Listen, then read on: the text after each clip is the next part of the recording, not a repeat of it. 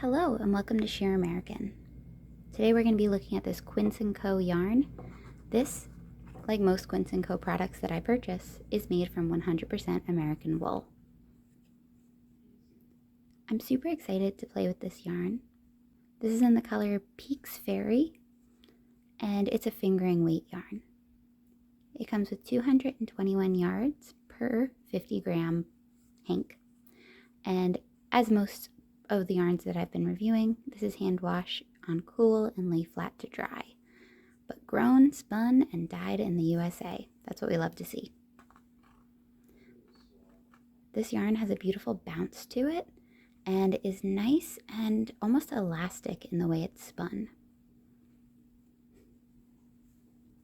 I did use this yarn to create a nice thick hat for my nephew, and he absolutely loved it.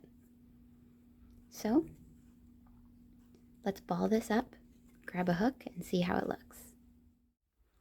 Since this yarn is so thin, I'm going in with a 2.5mm crochet hook.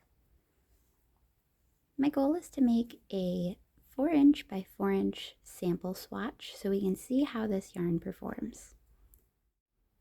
As I work with the yarn, I am absolutely in love with how nicely it glides through. It's got a nice smooth feeling, no snagging, and since we've got this nice tight spin, there's not really much of a halo, which I really admire about a yarn like this, just to let those stitches really pop. Okay, so I used a 2.5mm crochet hook to work up this nice sample swatch. In total, I used 22 single crochets across, and then I worked in the back loop only to make this nice rib stitch for 26 rows to give me this sample size. The yarn itself is super easy to work with. It's smooth and glides through your hook no problem. However, as I was working up this yarn, I did find myself in two spots where the yarn was a little tufted.